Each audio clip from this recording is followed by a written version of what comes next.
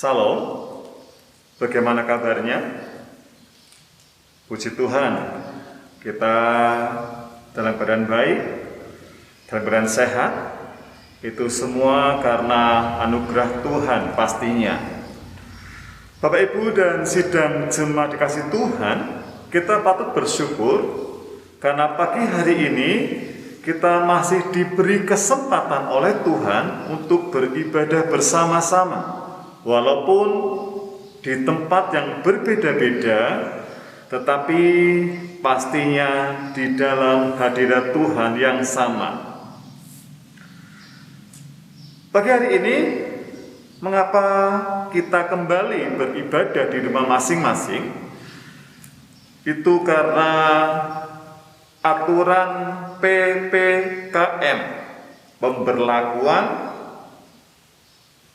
kegiatan masyarakat, sehingga ada pembatasan-pembatasan yang harus dipatuhi oleh warga masyarakat di seluruh Indonesia, termasuk gereja-gereja Tuhan. Kita sudah memuji, menyembah, memuliakan nama Tuhan, dan waktunya sekarang kita akan belajar bersama-sama firman Tuhan. Tetapi sebelumnya kita akan berdoa terlebih dahulu, minta tuntunan Roh Kudus, supaya Roh Kudus yang menolong kita, Roh Kudus yang memampukan kita untuk kita mengerti kehendak Tuhan. Mari bersama-sama kita berdoa. Kami bersyukur Tuhan pada pagi hari ini atas waktu yang Tuhan sediakan bagi kami, warga jemaat-Mu GKJTU Jemaat Sine Senden, untuk kembali bersama-sama beribadah. Walaupun di tempat yang berbeda, tapi kami percaya kami ada di dalam hadirat Tuhan yang sama. Kami sudah memuji, menyembah, memuliakan nama-Mu ya Tuhan. Ini waktunya kami akan bersama-sama merenungkan sebagian dari firman-Mu. Mari Roh Kudus, Engkau yang menolong kami, Engkau yang memberikan kami kekuatan untuk kami mengerti isi hati-Mu. Terima kasih Bapa, kami sambut berkat firman-Mu hanya di dalam nama Tuhan Yesus Kristus. Amin. Bapak Ibu dan sidang jemaat dikasih Tuhan, ketika seseorang menyatakan dirinya, memberikan pengakuan kepada Tuhan Yesus Kristus sebagai Tuhan dan Juru Selamatnya secara pribadi, orang itu sudah menjadi orang Kristen. Ketika seseorang percaya dalam hatinya dan mengungkapkan pengakuannya bahwa Yesus adalah Tuhan dan Juru Selamat secara pribadi, saat itu orang tersebut sudah menjadi anak Tuhan, sudah menjadi orang percaya. Tetapi kehidupan orang percaya tadi tidak berhenti hanya sampai di titik pengakuan dan percaya saja. Masih ada kehidupan yang harus dijalani, atau masih ada hal-hal yang harus dilakukan sebagai orang-orang percaya, sebagai orang Kristen, sebagai anak-anak Tuhan. Ketika kita menyatakan pengakuan kita, iman percaya kita kepada Yesus Kristus Tuhan, saat itu masih ada kehidupan lama di dalam dirinya. Masih ada karakter-karakter yang tidak berkenan di hadapan Tuhan. Pagi hari ini kita akan belajar bersama-sama dari firman Tuhan.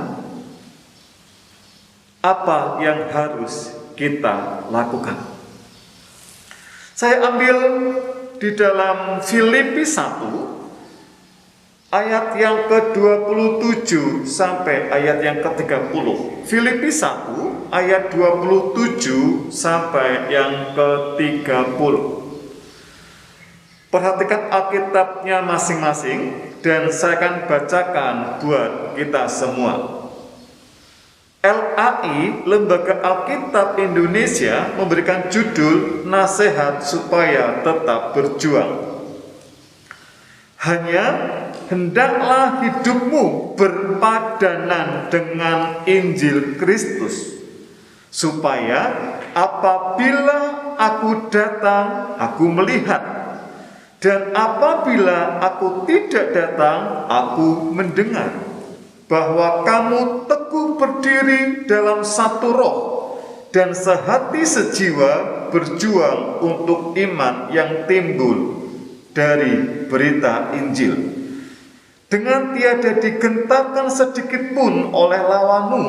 Bagi mereka semuanya itu adalah tanda kebinasaan, tetapi bagi kamu tanda keselamatan, dan itu datangnya dari Allah. Ayat 29, sebab kamu dikaruniakan bukan saja untuk percaya kepada Kristus, melainkan juga untuk menderita untuk Dia, dalam pergumulan yang sama seperti yang dahulu kamu lihat padaku dan yang sekarang kamu dengar tentang aku. Dikatakan di dalam Alkitab bahwa kita harus tetap berjuang supaya hidup kita berpadanan dengan Injil Kristus. Sebab dikasih Tuhan, hidup manusia tidak bisa menyatakan diri bahwa saya seperti ini orangnya, ya seperti ini saja, terima saya apa adanya. Tidak bisa kita berkata demikian ketika kita menyatakan diri sebagai orang Kristen atau sebagai anak Tuhan. Tidak bisa, karena ada firman yang menyatakan bahwa kita semua hidupnya harus berpadanan dengan Injil Kristus. Hidup kita masih banyak karakter-karakter yang lama yang berseberangan dengan Injil Kristus. Sudah menjadi orang Kristen, masih memiliki karakter keras kepala atau keras hatinya. Ketika mendapatkan nasihat, ketika mendapatkan firman, tidak mau berubah. Itu namanya keras kepala.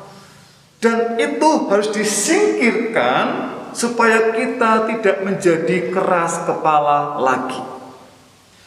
Yang kedua, ada karakter seseorang yang sudah menyatakan dirinya Kristen, tetapi masih memiliki sifat karakter sombong, angkuh, atau tinggi hati. Seakan-akan hanya dia yang bisa, seakan-akan hanya dia yang mampu, dan dia merasa hanya dia yang lebih dibanding yang lain. Sehingga orang ini tidak bisa untuk menerima masukan, menerima kritikan dari orang lain. Karena dia merasa yang lain ada di bawah dia. Dia yang paling tinggi, dia yang paling hebat. Karakter ini pun harus disingkirkan dari hidup orang percaya.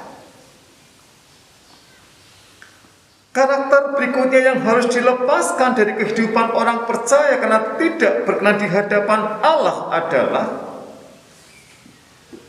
karakter yang gampang sekali terpengaruh oleh keadaan, terpengaruh oleh lingkungan. Orang ini kadang-kadang tidak melihat hal yang baik. Siapapun lingkungannya, siapapun yang mempengaruhi, orang ini akan terbawa oleh pengaruh itu. Hidup kita manusia yang percaya pada Yesus harus punya roh yang namanya penguasaan diri atau pengendalian diri. sehingga tidak akan bisa dipengaruhi oleh sikap, tingkah laku, tindakan yang tidak benar, tetapi bisa dipengaruhi oleh sikap, tindakan yang benar.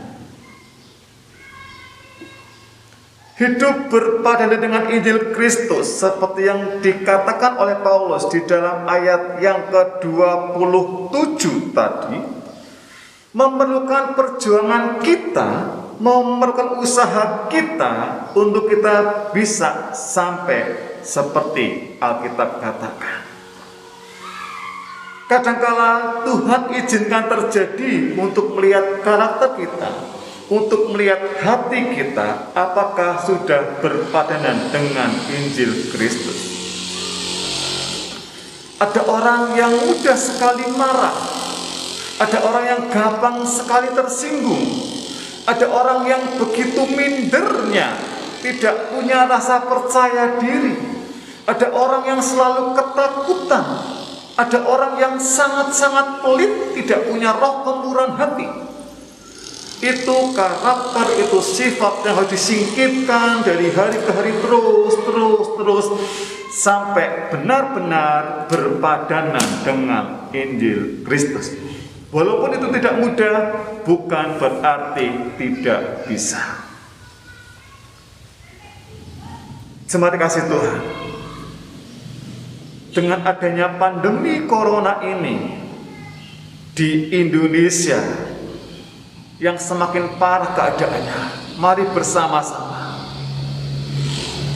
kita serahkan sepenuhnya kepada Tuhan. Kita bawa suasana ini kepada Tuhan dengan pengharapan Tuhan menolong bangsa Indonesia.